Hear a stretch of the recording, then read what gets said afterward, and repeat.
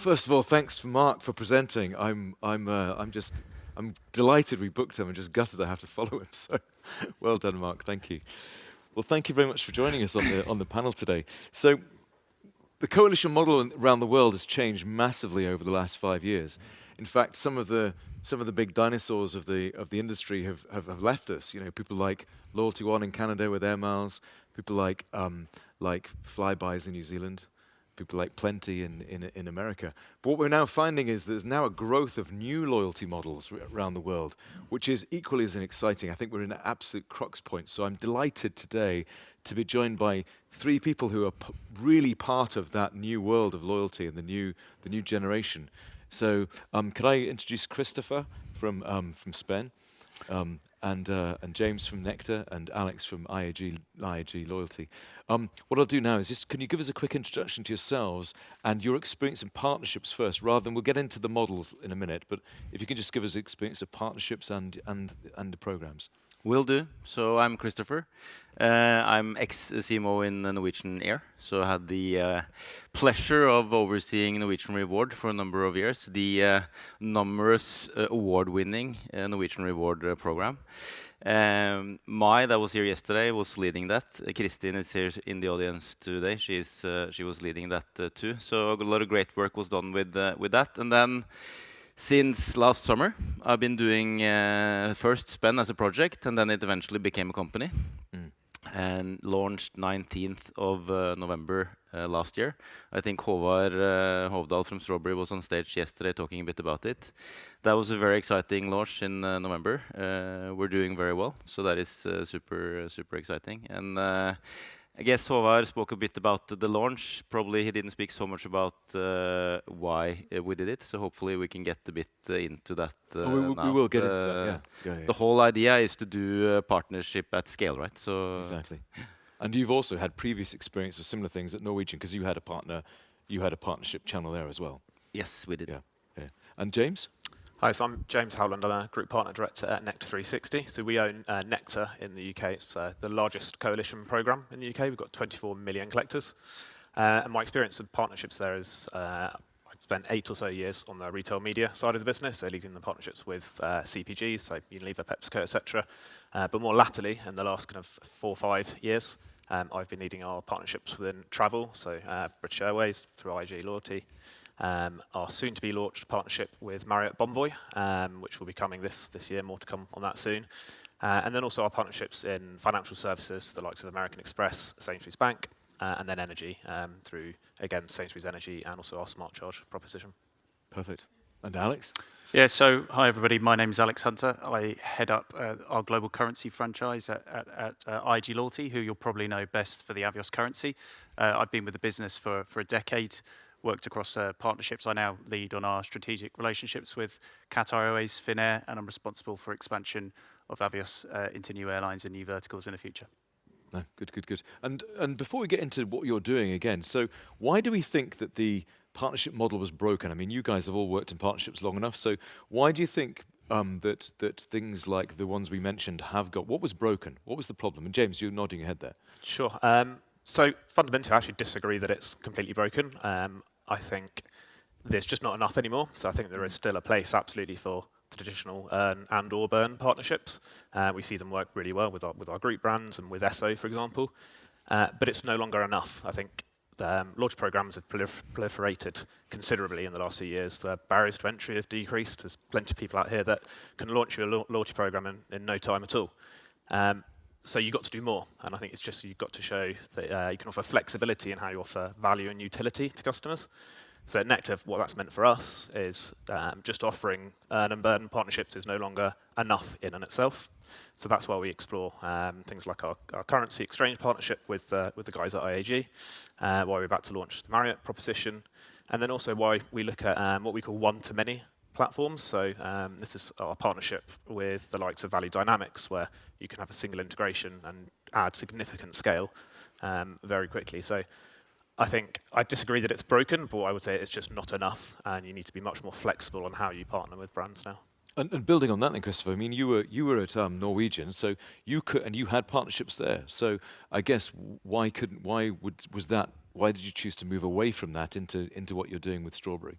Yeah, so I agree to that. It's definitely not broken. There's a lot of very good examples of bank, for example, tapping into frequent flyer points.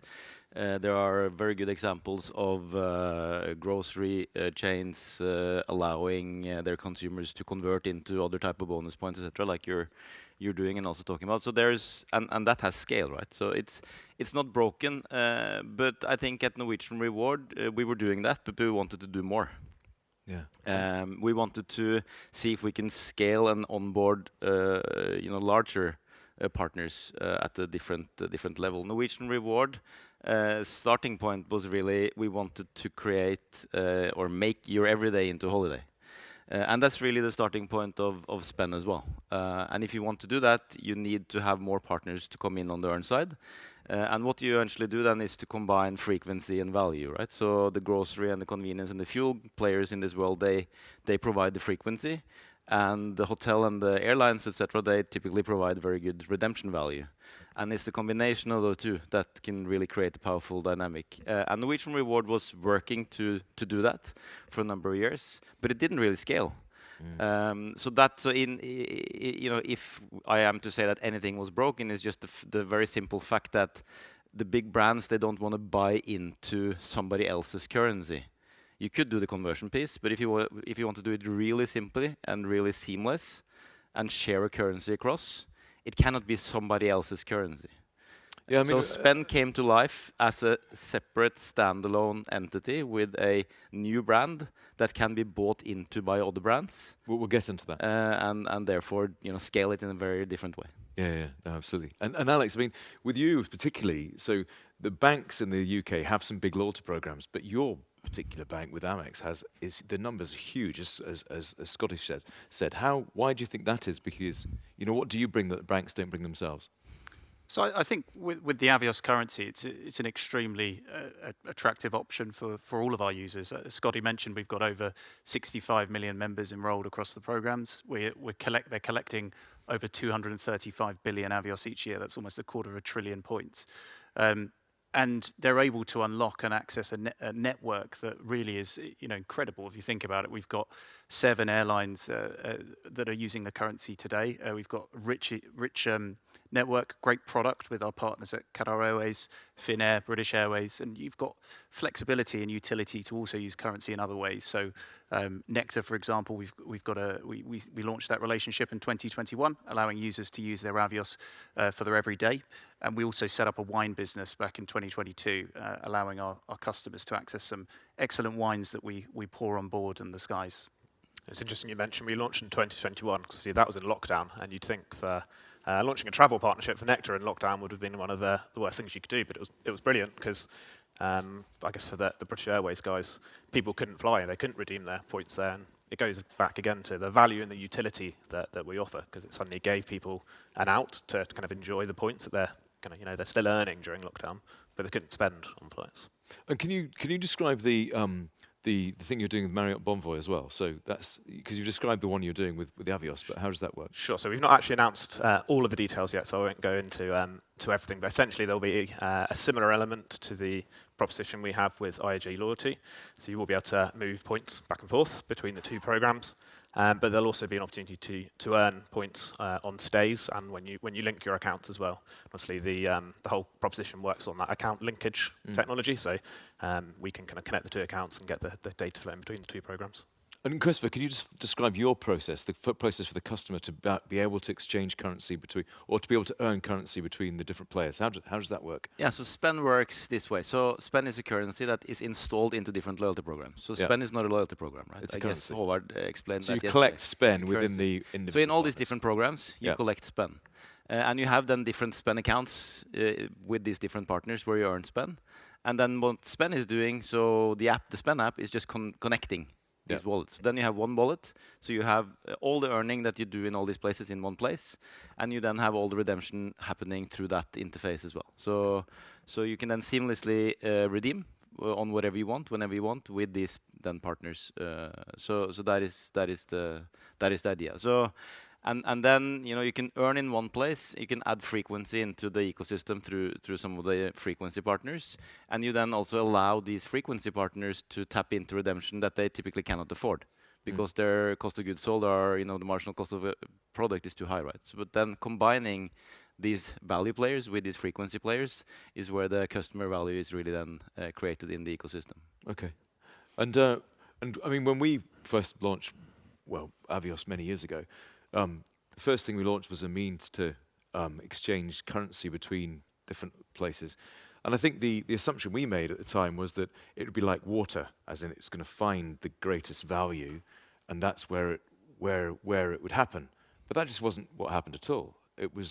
Currency was moving between people's accounts for lots of different reasons. Least of all, probably value, because we saw money working to things we thought would never happen, and yet they did it. I mean, have you seen similar things? What's the movement that you see, and what do you think's driving that movement? Yeah, so it depends, I guess, on the redemption, and this setup that we have created creates a very interesting dynamic, because you create redemption competition among the partners here, really. Nice, yeah. And some of the partners, they want redemption, and some don't really care so much about redemption, because loyalty is created in the earning side of things. So they might have different incentives, different things driving, and that makes them complementary too. But we do see, for the time being, it's early days, right? We're 3 months in. But we're seeing typically that people are redeeming points on what they used to redeem points on. So we haven't really shifted the habits yet. But we're seeing, so Strawberry has done a couple of very interesting things. They have improved their value offer by introducing partial payment. That wasn't possible with Strawberry Hotels before. So we're starting to see that move, meaning a lot of the, say, blue members and the ones that don't have a lot of points, they can start using points earlier. So they have a value uplift, perception in their value that they receive. So they're super happy about that.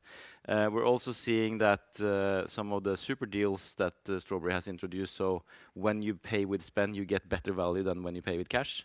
That's also really starting to move. With Norwegian, it's basically the same as it always was. Norwegian was known for having a loyalty program that was super simple, where you basically just use cash point to pay instead of cash.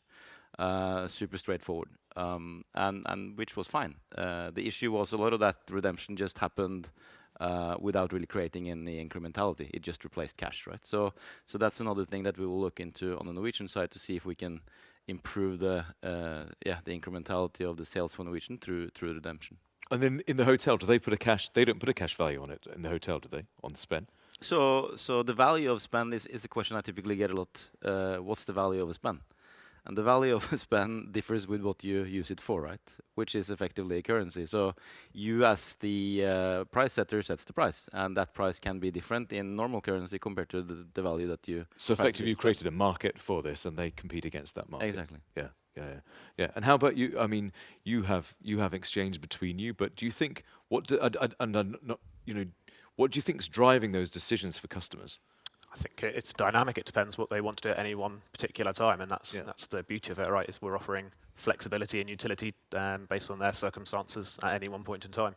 So we do have cohorts of customers who will move primarily from Nectar into Avios, and vice versa. But we also have cohorts of customers who will move back and forth at different times. If they're saving up for a redemption to go to Toulouse, whatever, to go skiing in the winter, then we'll see a lot of behaviour would follow that, and they're moving points into BA. But then once they've taken that trip, they might have a different goal. They may want to, I don't know, buy a new TV from Argos, for example. And the flexibility that bringing the two programs together like this gives them is that they can then change that goal, and then their earn velocity is suddenly increased because they're earning on two programs, right?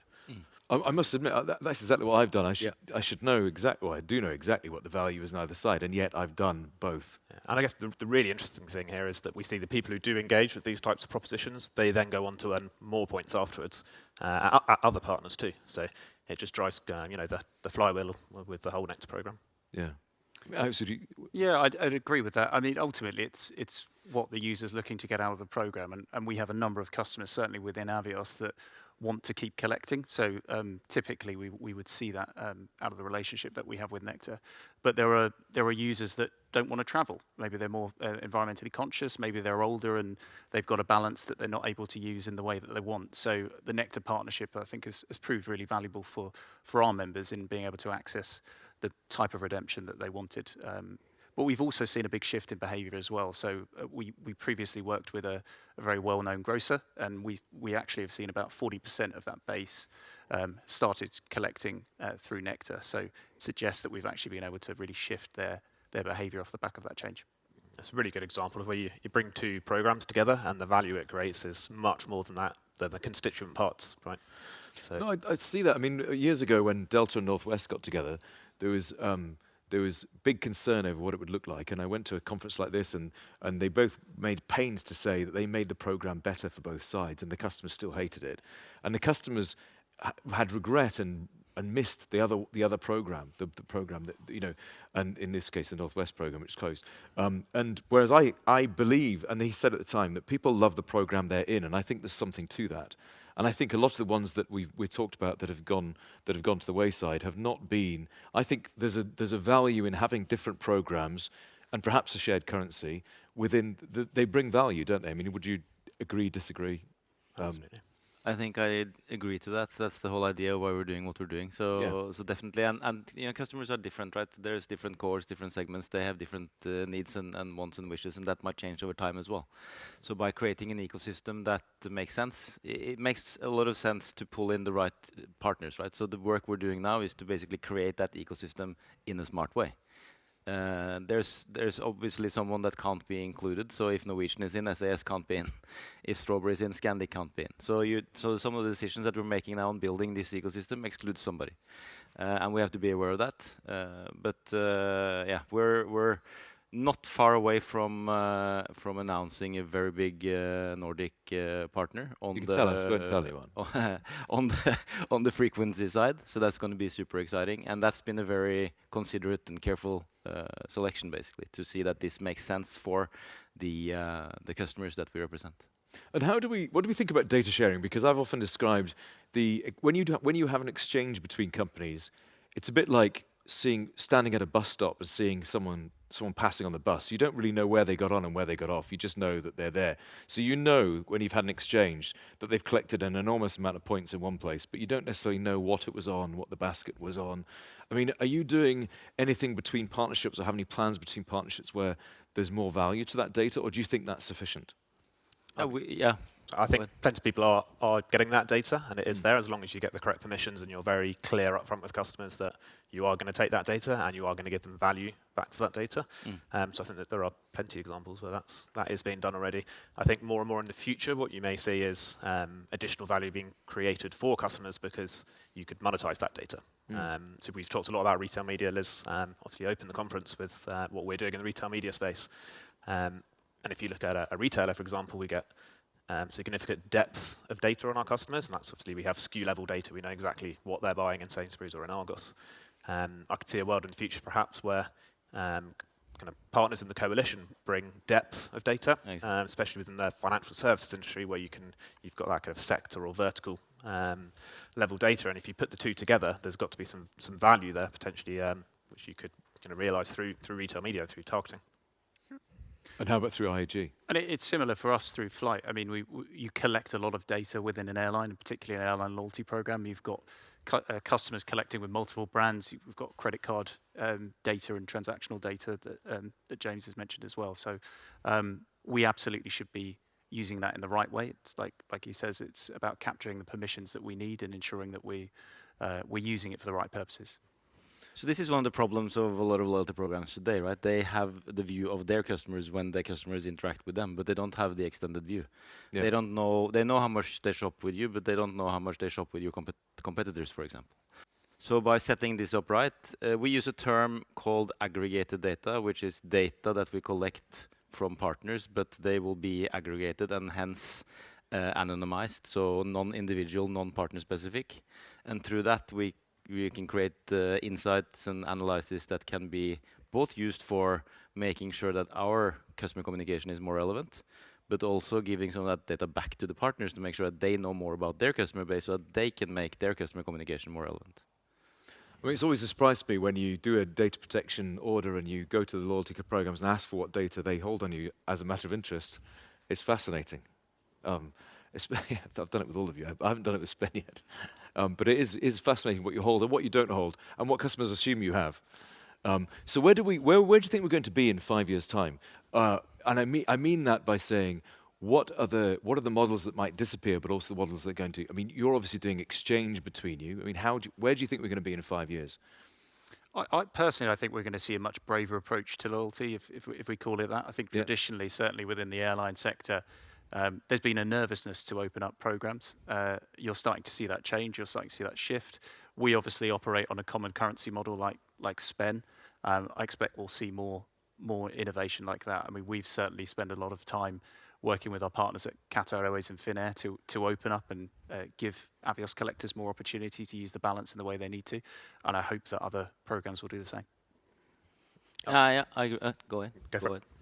So I agree. I agree. I think there will be massive consolidation. I think that single programs will see that they will create more value when they get together with other programs. That can be through a common currency, shared currency, but it doesn't have to be. But I think we will have more Avioses and more Spens in the future. So more competitors. So that is good. So that is one thing. I also think that loyalty currency will be a non-insignificant part of consumer spending. It won't be 10%, obviously, because earn rates are not that high. But I think you will see that the loyalty currencies give access to very interesting value propositions, like very strong redemption deals, for example, that can also allow consumers to actually want to buy loyalty currencies instead of just earning them. And that can also open up for loyalty currencies being a larger part of say, the monetary ecosystem. So that is another thing.